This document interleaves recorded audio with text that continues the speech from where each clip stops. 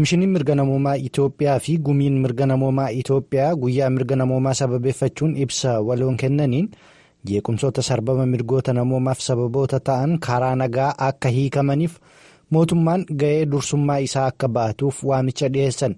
Dhaaboliin kunneen guyyaa mirga namoomaa akka idil addunyaatti kaleessa kabajame sababeeffachuun Itoophiyaa keessatti furmaata waaraa fiduudhaaf qaamoleen isaan ilaallatu hundi adeemsa nagaa iftoomina qabuu fi hunda hirmaachise akka hordofan irra deebiin waamicha dhiyeessinaa jedhaniiru. Itti aantuun Koomishinii mirga namoomaa Itoophiyaa Aadde Raakeb Mallas akka idil addunyaatti guyyaa mirga namoomaa wayita kabajaa jirrutti Itoophiyaa keessatti jeequmsa hedduutu jira jedhanii kunis mirgoota namoomaa irratti dhiibbaan geessan guddaadha. Jeequmsoota kanneen karaa nagaa hiikuuf mootummaan ga'ee dursummaa fudhachuu qabas jedhan. Kana malees walitti bu'iinsoonni kunneen karaa nagaa hiikamuun alatti filannoon biraa hin jiru jedhaniiru. Itti aanaa gumii mirga namoomaa Itoophiyaa kan ta'an obbo Tasfaayee Gammachuus dubbii dubbataniin walitti bu'iinsoota dhabamsiisuun ga'ee olaanaa mootummaatti jedhanii mariiwwan karaa nagaa akka jiraataniifis haalota mijeessuu fi kaka'umsa qabaachuun irraa eegama jedhaniiru jechuun Finfinneerraa Kennedy Abaateetu gabaase. Naannoo Amaaraa godina Walloo Kibbaa magaalaa Daasaatti kaleessa galgala haleellaa diroonii taasifameen namoonni nagaan akka ajjeefamanii jiraattonni sagalee Ameerikaatti himanii jiru. Oduun kunis bal'inaan.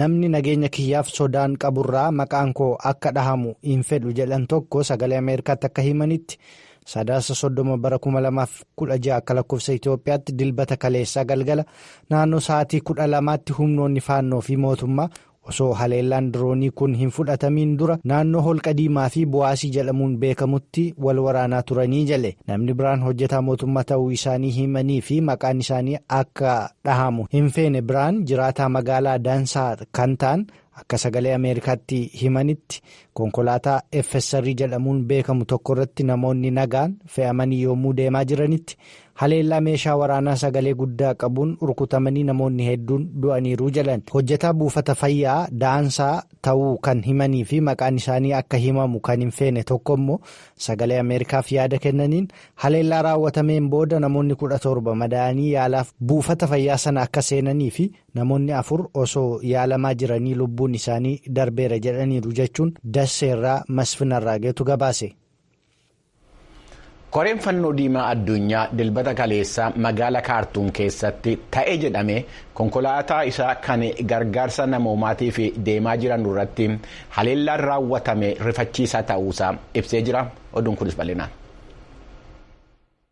Haleellaa magaalaa Kaartuum keessatti raawwatame kanaan bakka Al-Shajaraa jedhamutti namoonni 2 yommuu du'an hojjettoota dhaabbata fannoo diimaa 3 dabalatee namoonni 7 madaa'aniiru. Akka ibsa dhaabbata fannoo diimaatti konkolaattonni gargaarsa namoomaa fe'an kan koree fannoo diimaa idil addunyaa 3 fi awutoobisoonni geejibaa 3 ifatti aasxaa fannoo diimaa ofirraa qaban qiyyaafannaa haleellaa kanaa turanii jale wayita haleellaan kun irratti raawwatamuttis namoota nagaa kanneen wal waraansa Sudaan keessaan miidhaan irra ga'e 100 ol ta'an Kaartuum irraa gara Waad Madaanitti baasaa wayita jiramuttidhas jaleera. Hoogganaan jila koree fannoo diimaa idil addunyaa Sudaan keessa jiranii Pierre Dorbes haleellaan akkasii fudhatama hin qabu jedhanii gadda guddaa keessa seenneerras jalan. Aasxaan fannoo diimaa akkaataa seera idil addunyaatiin kabajamuu fi eegumsi taasifamuu dhabuun hedduu nama rifaasisas jedhanii ergamni keenya har'aa namoota nagaa kana gara bakka nagaatti geessuu ture. Sun hafee garuu lubbuun namoota nagaa kun galaafatamuun nama gaddisiisas jedhan. Ibsi fannoo diimaa kun haleellaan irratti raawwatamuu malee qaama kamiin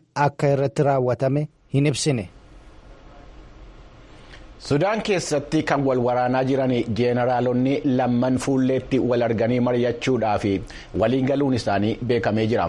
Akka maddi oduu Associated Press gabaasetti hoogganaan waraana biyyaalessaa Sudaan jeenaraal Abdul Fattah al-Burhaaniitii fi kan isaanii wajjiniin wal lolaa jiran ajajaan humna dafee qaqqabaa jeenaraal Mohammed Hamdaan Dagaaloo haalduree malee dhukaasa dhaabuudhaa fi fuulleetti wal arganii mari'achuudhaa fi fedhii qabanu kan ibsanii walgahii garee misoomaa biyyoottan ba'a Afrikaa yookaan igaadi tibbana kana Jibuutii keessatti taasifamaa ture irratti.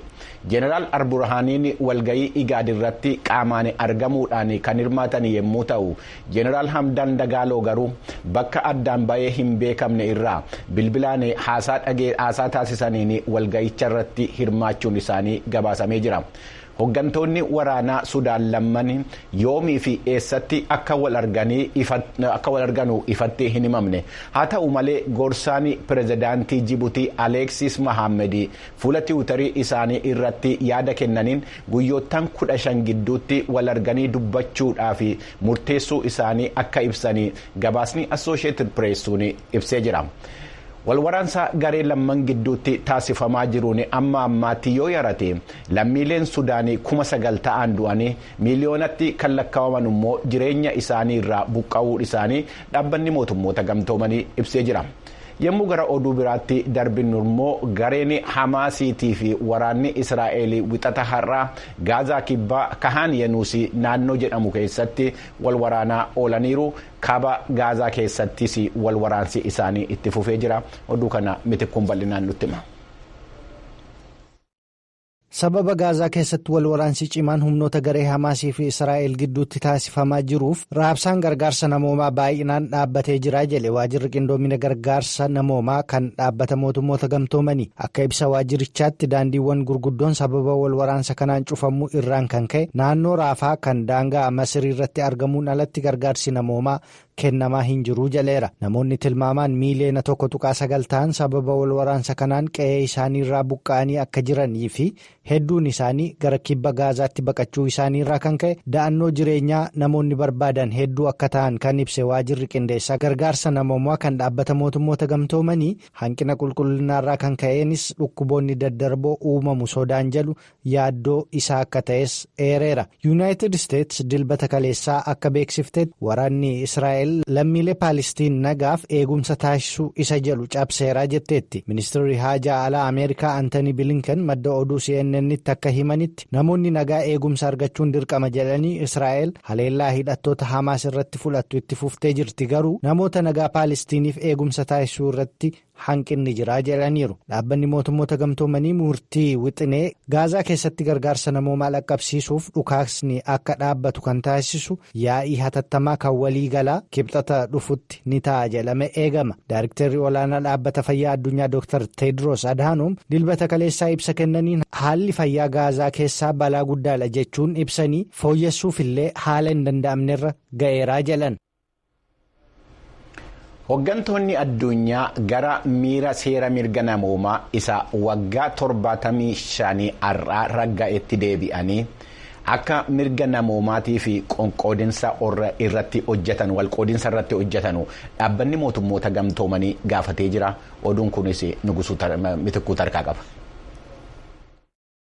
Xumura waraana addunyaa lammaffaa fi ajjeechaa jumlaa magaalota keessatti raawwate hordofee tarkaanfii fudhatameen biyyoonni mirga bu'uuraa fi bilisummaa sadarkaa addunyaatti namoota hundaaf eeguuf yeroo jalqabaaf barreeffama irratti waliigalanidha. Komishinarri olaanaan mirga namoomaa dhaabbata mootummoota gamtoomanii Voolkar Taark ibsa kennaniin labsiin mirga namoomaa kun daaraa waraanaarra dhaabbatamee abdii ifaa abdatameedha jalan. Bara 1948 gaafa mudde 10 Paarisitti waliigalteen kun yommuu ragga'eerraa kaase waggaa 75ffaa wayita kabajaa jiranitti Voolkar Taark seera daandii nagaa kaa'e jechuun ibsan. Wayita waggaa 75ffaa kana kabajaa jirruttis namoota miiliyoonotaan lakkaa'aman naannoo Paalestiin keessumaa Gaazaa fi Israa'el, Sudaan, Yuukireen, Maayinaamaarii fi bakkeewwan biroo hedduu keessatti haala dandamachuu hin dandeenyeen yeroo rakkachaa jiranidha jechuun ibsan. Voolkar Taark waajjira muummichaa Jenevaatti yaadannoo waggaa 75ffaa kana sababeeffachuun dubbii dubbataniin beela,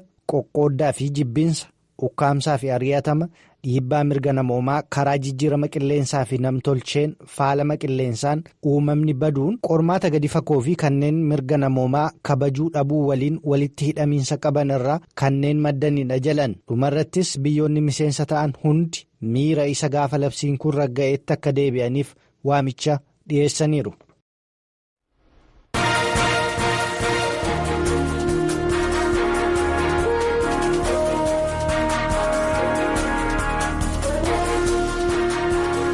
Hayyee oduun keenya kanumaan raawwatama immoo gara gabaasaalee keenya birootti darbina.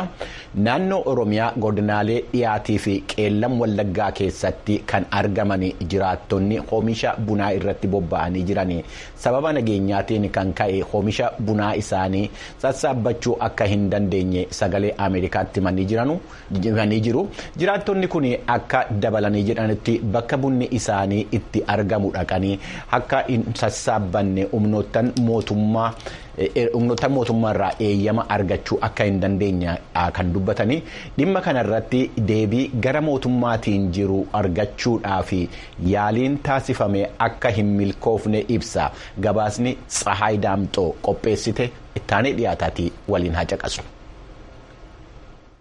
Qonnaan bultoonni godina Wallagga Lixaa fi Qeellam Wallaggaa aanota adda addaa sagalee Ameerikaatiif bilbilaan akka himanitti sababa walitti bu'iinsa mootummaaf waraana bilisummaa Oromoo gidduutti adeemsifamaa jiruun oomisha bunaa walitti qabachuu akka hin dandeenye himaniiru. Namni maqaan isaanii akka hin dhahamne gaafatan jiraataa godina Qeellam Wallaggaa aanaa Gidaamii ta'uu isaanii ibsuun gara bunni jirutti deemnee cirachuu hin dandeenye jechuun rakkoodha waan jedhan ennaa ibsan. Haalli nageenyaa gara aanaa Gidaamii keenyaa maal jennee isinitti baay'ee hammaataadha. Baanee galuu dhabneerra maasii keenya midhaan keenya akkatti makaran dhabneerra buna keenya akkatti makaran dhabneerra waraana mootummaa buna jala dacha'eeta. Bunni coccofeenis gaheera bunni immoo sirriitti diimateera bunni immoo isaa galatu baranee ija qabatila. Ijoollee shamarranii keenya utuu haadha duwwaa deemee ijoollee shamarranii biraa waamu meeshaa sodaannee diinee bira dabarra. Wanti nuti keessa jirru hamma ammaatti qaama xiyyamu dhabnee rakkataa jiraniiti. Caasaan mootummaa namni tokko jiru namatti himannu bakka baay'ee rakkisaadha. Jiraataa godina Wallagga Lixaa aanaa Qondaalaa ta'uu isaan ibsanii nageenya koofan sodaadhaa maqaa koo hin waaminaa kan jedhan sababa wal waraansa mootummaaf waraana bilisummaa Oromoo gidduutti deemaa jiruun bunni bilchaate manca'aa jira walitti qabachuu dhorkamnee jechuun ibsani. Oomishni bunaa gaheera haaluma nageenyaa kanaa wajjin kan wal qabatu oomisha fakkiidhaan sassaabbachuu illee hin dandeenye. Naannoo caakkaadha yaa caakkaa sana keessa gortee immoo gochuu hin dandeessu ati waraana yookiin waraana deeggarsaa yookiin waraana hawaa keessa jedhamtee hidhamtaa reebamtaa duutaa kanaaf jedheeti namni waan tokko sassaabbachaa hin jiru makarii. Kan waraana bilisummaa Oromoo maal godhaa waraanni mootummaa maal godha jiraattota? Waraana mootummaa dabata waraana mootummaa keessa socho'uun hin danda'amu beekaa milishaa jedhanii yaati waraana bilisummaa Oromoo deeggartaa kana jedhanii nama qabu nama hidhuu nama hiraarsu beekaa namni baay'een baqateeyyuu hojiisaa hojjechuu hin danda'u bakkee bulaa ganama dhufe immoo hojiisaa hojjetachuu hin danda'u. Ji'a ammaa kun ji'a loojisii ji'a midhaan boqqolloo midhaan garaagaraa sassaabbatanidha amma immoo sassaabbachuu hin dandeenye. Obbo Ayyaanaa Guddinaa jiraataa godina Qeellam Wallaggaa aanaa Anfilloo ta'uu eeruun nagaa dhabuurraan kan ka'e oomishni ga'e manca'aa jira jedhan. Namni ba'ee dhaqee hojiisaa hojjetachuu aga dadhabutti wanti inni qabullee bakkeetti ammaafutti ga'eeraa jechuudha aanaalee ammaataa lamman gidduudha. Komii qonnaan bultoonni godinaalee lamaan kaasan irratti kan gaafanne itti aanaan hoogganaa biiroo qonnaa Oromiyaa fi hoogganaa misooma bunaaf muduraa obbo Maammir Saanii Amiin sagalee Ameerikaaf akka himanitti oomishni bunaa bakka hundatti haala wal fakkaatuun walitti qabamaa jira naannoo Oromiyaatti jedhan. Yeroo ammaan tanaa godinaalee Oromiyaa buna oomishatan keessatti oomishni bunaa haala ho'aa ta'ee fi gaarii ta'ee walitti qabamaa kan jirudha. Kanaanis bara 2016 kana oomisha garattoonni miliyoona takka tuqaa lama walitti qabuudhaaf karoorfanne kunis hanga guyyaa irraa itti garattoonni 1700 ga'u callaan isaa walitti qabee bunni qophaa'aa kan jirudha. Godinaaleen Oromiyaa bakkeewwan oomisha bunaatiin beekaman keessaa godinni Qeellam Wallaggaa, Wallaggi Lixaa akkasumas Gujii keessas iddoo hedduun jiru. Iddoo amma rakkoon nageenyaa jirutti haala akkamiitiin walitti qabama? Godinaalee Oromiyaa hunda karaa godinaalee kaan irraa adda hin taaneen jechuudha. Nageenya wajjin wal qabatee qotee bulaan oomisha isaa walitti qabachuu wanti guddaan keessi tokko waan hin jirreef hundumaa karaa of eeggannoo olaanaa qabuun oomisha qulqullina isaa karaa akka walitti qabamu taasifamaati kan jiru waan ta'eef rakkoon addatti oomisha walitti qabuudhaan wajjin qotee bulaa bira ga'ee nageenya wal qabatee rakkisaadha jedhamee qabame tokko hin jiru. Akkaatuma godinaalee nageenya kan biraa qaban waliin walitti qabuun kan oomisha tokko walitti qabamaa jiru. Waggoottan darban godinaalee kana bakkeewwan rakkoo nageenyaa jiran walitti qabameera amma fakkeenyaaf baranaa kan qonnaan bultoonni kaasan jiru Qeellam Wallaggaaf Wallagga Lixaarraa haala rakkoo nageenyaatiin wal qabatee buna ga'ee cirachuu hin dandeenye waan jedhantu jira kana quba qabdu. Nuti ragaa kan qabnu oomishni naannicha keessatti ga'ee jiru hunda qotee bulaa walitti qabatee gabaadhaaf dhiyeeffatee bu'aarraa argachuu qabu sirraa argachaa akka turedha kan beeknu ammas kan ta'aa jiru sanuma. Beebi namoonni dhuunfaan yaada akkanaa kaasuu danda'an malee akka biirootti ragaa akkanaa hin qabnu odeeffannoo kan jiru. Odeeffannoo dabalataatiif caasaa mootummaa dhimmi ilaallatu abbaa taayitaa bunaaf shaayii Oromiyaa ejensii babal'ina waldaa hojii gamtaa Oromiyaa fi biiroo bulchiinsaaf nageenya Oromiyaa irraa deebii argachuudhaaf yaaliin taasisne har'aaf milkoo.